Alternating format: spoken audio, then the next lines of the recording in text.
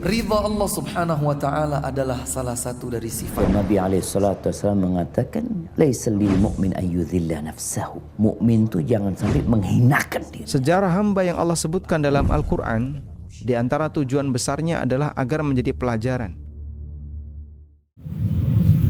Assalamualaikum warahmatullahi wabarakatuh. Innal hamdalillah nahmaduhu wa nasta'inuhu wa nastaghfiruh wa na'udzu billahi min shururi anfusina wa min sayyiati a'malina. May yahdihillahu fala mudilla lahu wa may yudlil fala hadiya lahu. Asyhadu an la ilaha illallah wahdahu la syarika lah wa asyhadu anna Muhammadan abduhu wa rasuluh. Ya ayyuhalladzina amanu taqullaha haqqa tuqatih wa la tamutunna illa wa antum muslimun. Ya ayyuhan nasu taqu rabbakumul ladzi khalaqakum min nafsin wahidah wa khalaqa minha zawjaha وبث منهما رجالا كثيرا ونساء واتقوا الله الذي تساءلون به والأرحام إن الله كان عليكم رقيبا يا أيها الذين آمنوا اتقوا الله وقولوا قولا سديدا يصلح لكم أعمالكم ويغفر لكم ذنوبكم ومن يطع الله ورسوله فقد فاز فوزا عظيما أما بعد. Ikhwatal iman, a'azzakumullah.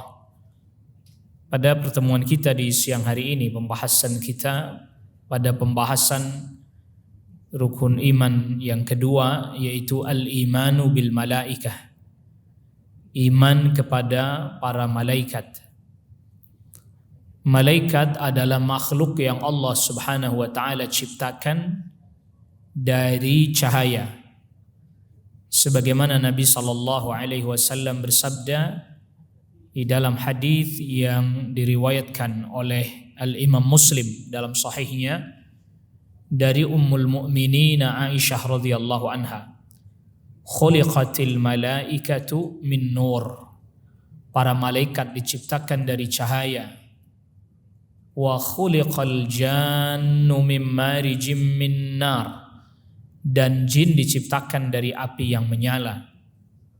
Wa khuliqa Adam mimma wusifa lakum, dan Allah subhanahu wa ta'ala menciptakan Nabi Adam alaihi salam dari tanah sebagaimana sudah dijelaskan kepada kalian. Ingat, perlu kita ketahui bahwa ini maksudnya adalah asal muasal penciptaan, bukan berarti ketika sudah jadi makhluk kemudian masih ada material-material awalnya, sudah nggak ada. Misalnya contoh Nabi Adam alaihissalam diciptakan dari tanah, dibentuk seperti tembikar atau dalam bahasa kita seperti patung yang dibuat dari tanah liat, didiamkan sampai kering. Lalu ketika Allah subhanahu wa ta'ala tiupkan ruh kepada Nabi Adam alaihissalam, ya sudah nggak lagi berupa tanah lagi, tapi sudah berganti jadi tulang belulang, lalu kemudian ada dagingnya, kemudian ada kulit yang membungkusnya, disentuh sudah bukan lagi tanah lagi. Walaupun asalnya dari tanah. Begitu juga sama, jin dari api, malaikat dari cahaya. Tapi ketika sudah menjadi makhluk, maka dia jadi makhluk tersendiri. Tidak lagi nampak unsur tanah dan atau unsur api atau unsur cahaya pada malaikat. Jadi dia sudah menjadi makhluk yang tersendiri. Memang tidak dijelaskan, tidak ada riwayat yang sahih menjelaskan yaitu dari cahaya apa, tidak ada riwayat menjelaskan tentang hal itu. Lalu kemudian yang kedua, kapan mereka diciptakan? Tidak ada riwayat yang memberikan kabar kepada kita kapan para malaikat itu diciptakan. Tetapi yang jelas para malaikat itu telah diciptakan oleh Allah subhanahu wa ta'ala sebelum Adam, sebelum manusia. Sebagaimana firman Allah Subhanahu wa taala yang di suratul Baqarah ayat ke-30. Wa idz qala rabbuka lil malaikati inni ja'ilun fil ardi khalifah. Ketika Rabbmu berkata kepada para malaikatnya sudah ada. Sesungguhnya aku hendak menjadikan makhluk yang menggantikan makhluk sebelumnya di muka bumi. Di dalam kitab-kitab tafsir dijelaskan bahwa yang mendiami bumi awal mulanya adalah dari kalangan jin. Lalu kemudian mereka bikin kerusakan di muka bumi, lantas kemudian akhirnya ada sebagian mereka yang disingkirkan atas perintah Allah ke pulau-pulau dan seterusnya. Lalu kemudian ada satu yang kemudian dibawa untuk beribadah, yaitu cikal bakalnya iblis. Berdasarkan ayat ini dan nanti ada ayat setelahnya yang Allah perintahkan kepada para malaikat termasuk kepada iblis untuk sujud kepada Nabi Adam alaihissalam, itu berarti menjadi bukti dalil bahwa jin juga sudah lebih dulu ada dibandingkan manusia. Jin juga sudah lebih dahulu ada dibandingkan manusia. Maka ketika Allah perintahkan kepada iblis untuk sujud sebagaimana para malaikat sujud, dia enggak mau. Wa idz qulna lil malaikati isjudu li adama fasajadu illa iblis. Ketika kami katakan kepada para malaikat sujudlah kalian kepada Adam, sujud penghormatan, maka mereka pun sujud kecuali iblis. Berarti dia sudah ada lebih dulu sebelum Nabi Allah Adam alaihissalam. Oleh karena itulah sebagian para ulama katakan hadis Nabi yang diriwayatkan Imam Muslim tadi nyebutinnya malaikat dulu. Walaupun di situ tidak ada perangkat bahasa yang menunjukkan bahwa malaikat lebih dulu, tapi disebutnya lebih dulu. Para malaikat diciptakan dari cahaya, jin diciptakan dari api, manusia atau Nabi Adam diciptakan dari tanah sebagaimana telah dijelaskan kepada kalian. Ini berarti sebagiannya para ulama mengatakan ini berarti ada urutan, malaikat ada lebih dulu, baru kemudian jin, baru kemudian manusia. Jadi makhluk berakal yang ada lebih dulu malaikat, baru kemudian jin, baru kemudian manusia. Paling belakangan manusia ini. Lalu kemudian masalah yang ketiga, Allah Subhanahu wa taala jadikan para malaikat ini memiliki fisik yang besar. Fisiknya besar.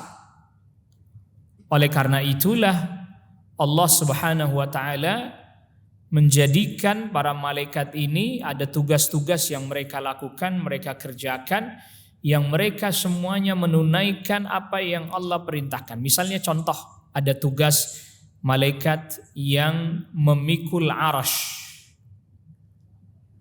Sebagaimana kita ketahui, sahabat Abdullah ibn Mas'ud radhiyallahu anhu meriwayatkan bahwa jarak antara bumi dengan langit pertama ini perjalanan 500 tahun. Orang jalan kaki nggak berhenti-berhenti.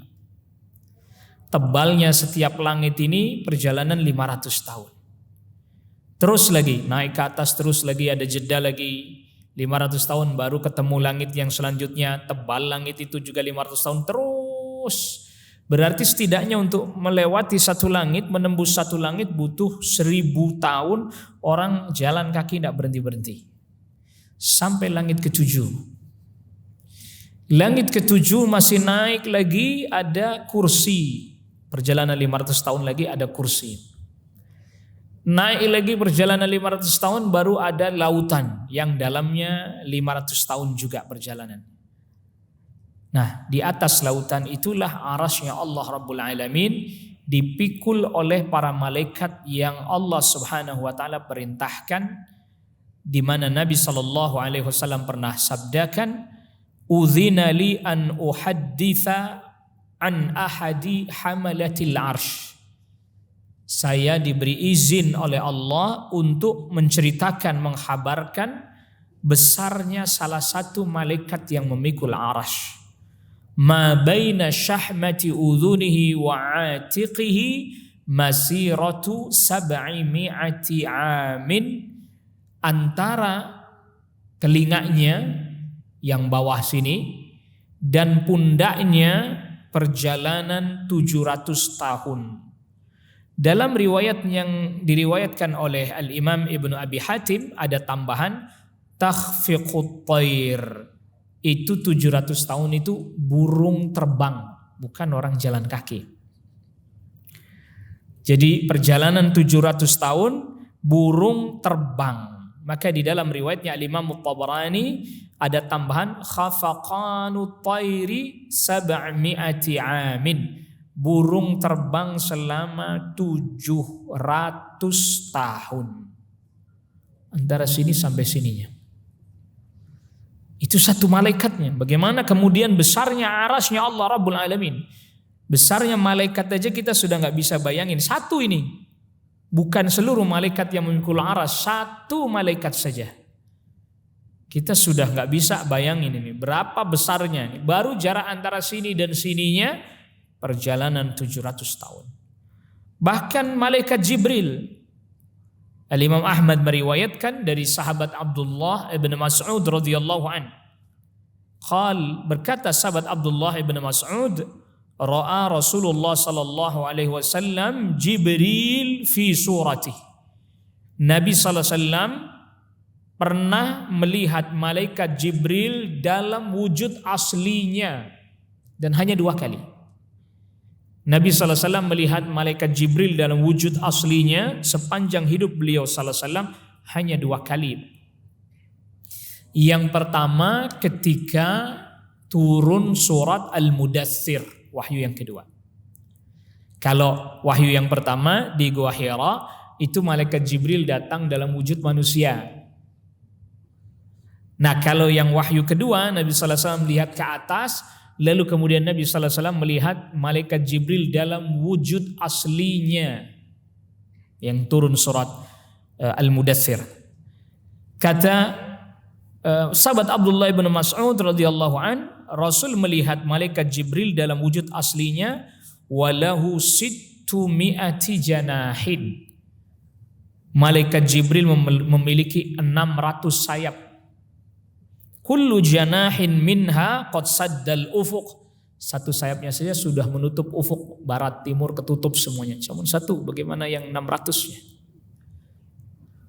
Berkata Al-Imam Al-Hafidh Ibn Katsir, hadis ini adalah hadis yang sanadnya jayyid, sanadnya hasan. Jadi menunjukkan bahwa betapa besarnya malaikat Jibril. Memang Allah Subhanahu wa taala firmankan di surat Fatir. Surat Fatir ayat yang pertama, Alhamdulillahi fatiris samawati wal ard ja'ilil malaikati rusula uli ajnihatin mathna wa thulatha wa ruba' yazidu fil khalqi ma yasha innallaha ala kulli syai'in qadir. Segala puji bagi Allah pencipta langit dan bumi, yang menjadikan para malaikat sebagai utusan-utusan. Mereka memiliki sayap, ada yang 2 sayapnya, ada yang 3 sayapnya, ada yang 4 sayapnya. Allah tambahkan pada penciptaannya apa yang Allah kehendaki. Tadi malaikat Jibril 600. Dan sesungguhnya Allah Maha Kuasa atas segala sesuatu. Ya pastinya ini tidak seperti yang kita bayangkan dari sayapnya burung, unggas-unggasan. Pasti enggak begitu.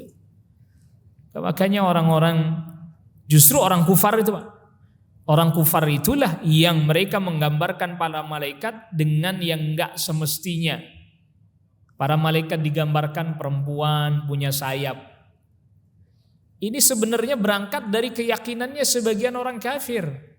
Yang mereka mengatakan bahwa para malaikat itu adalah anak perempuannya Allah. Sedangkan tidak ada di dalam Al-Quran yang menyebutkan malaikat itu laki-laki ataupun perempuan, tidak ada. Tidak ada itu riwayat menjelaskan. Memang kalau pas datang dalam wujud manusia, datangnya dalam wujud laki-laki. Tetapi bukan berarti malaikatnya disebut laki-laki atau perempuan. Tidak boleh. Berdasarkan ayat ini juga menunjukkan berarti ya para malaikat berbeda-beda. Dari sisi fisiknya beda-beda. ada yang sayapnya hanya 2, ada yang sayapnya 3, ada yang sayapnya 4, dan seterusnya. Sampai ada yang sayapnya 600 seperti malaikat Jibril. Berarti ini mereka makhluk yang besar, yang bukan tandingan manusia yang sebesar atau setinggi Nabi Adam sekalipun. Ya, Nabi Adam itu kan 30-an meter. Ya, beliau tingginya sekitar 30 meter, Pak. 30 meter aja itu belum tandingan malaikat, belum. Kalaulah semua manusia tingginya seperti Nabi Adam alaihissalam, belum tentu bisa ngelawan satu malaikat, belum tentu. Nah, kita sudah pernah isyaratkan di pembahasan kita awal-awal bahwa kita bahas tentang malaikat seperti ini untuk mempertegas bahwa malaikat makhluk yang kuat, yang cepat, yang besar fisiknya, tetapi memang gaib dari diri kita. Tadi punya 600 sayap misalnya, seperti malaikat Jibril, satu sayap aja untuk bisa menutup ufuk, Pak. Cakrawala ketutup.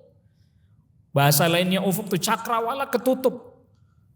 Manusia sebanyak apapun dengan satu kali sapuan sayapnya malaikat Jibril satu saja, itu habis semuanya manusia. Gak ada tandingan. Tetapi kendati pun begitu, mereka adalah hamba Allah. Ini kata kuncinya. Mereka dikendalikan dan diatur oleh Allah. Mereka semuanya gak ada yang berani membangkang kepada Allah Rabbul Alamin. Mereka tidak makan, mereka gak minum. Mereka gak butuh istri, gak butuh anak, gak ngerti mata uang, gak ngerti mereka. Gak bisa disogok malaikat, gak ngerti mata uang, Pak. Gak ada hawa nafsunya soalnya. Maka ketika mereka bertamu ke rumahnya Nabi Ibrahim dalam wujud manusia, Nabi Ibrahim gak tahu.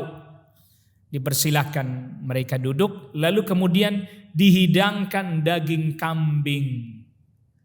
Ternyata mereka gak ada yang mau makan. Akhirnya kemudian Nabi Ibrahim merasa khawatir, merasa takut. Fa'aujasa minhum khifah. Nabi Ibrahim ketakutan. Para malaikat katakan, qalu la takhaf, jangan takut. Kami adalah utusan Allah, wa basyaruhu bi ghulamin alim, dan kami para malaikat ditugaskan untuk memberikan kabar gembira bahwa engkau akan punya anak yang berilmu, yang cerdas. Para ulama menyebutkan ini Nabi Ishaq alaihissalam. Suratul Dzariyat ayat ke-24. Itu artinya apa? Ya, mereka enggak makan, mau disuguhin makanan paling lezat sekalipun mereka juga enggak capek. Mereka juga enggak ada yang namanya loyo, lemes, penat, enggak ada. Bosan tidak ada. Allah Subhanahu wa taala berfirman, yusabbihuna al-laila wan nahara la yafturun. Mereka bertasbih kepada Allah malam hari siang hari, enggak ada lemesnya, enggak ada kendornya. Surat Al-Anbiya ayat ke-20. Begitu juga Allah Subhanahu wa taala berfirman surat Fussilat ayat ke-38, "Falladzina 'inda rabbika yusabbihuna lahu bil-laili wan-nahari wa hum la yas'amun." Para malaikat yang berada di sisi Allah, mereka bertasbih malam hari siang hari mensucikan Allah, tidak ada mereka bosan. Jadi kalau mereka sudah ibadah aja enggak geser-geser, Pak. Yang disuruh tasbih aja terus. Yang diperintahkan untuk sujud aja terus. Yang diperintahkan ruku aja terus. Nggak ada capek, nggak ada payah, nggak ada bosan, nggak ada penat, nggak ada gabut, nggak ada. Malaikat kok gabut itu nggak ada. Semua mereka dalam tugas yang Allah perintahkan pada mereka. Segitu saja mereka tidak pantas untuk dijadikan sekutu bagi Allah. Apalagi yang selain mereka ya. Mereka para malaikat aja yang seperti itu tidak pantas dijadikan tandingan sekutu bagi Allah. Apalagi yang ngantukan, apalagi yang laparan, apalagi yang lemah.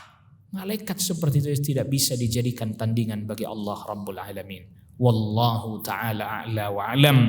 Wa sallallahu ala nabiyyina Muhammadin wa alihi wa sahbihi wa sallama tasliman katsira. Subhanakallahumma bihamdik, asyhadu an la ilaha illa anta astaghfiruka wa atubu ilaik. Wassalamualaikum warahmatullahi wabarakatuh.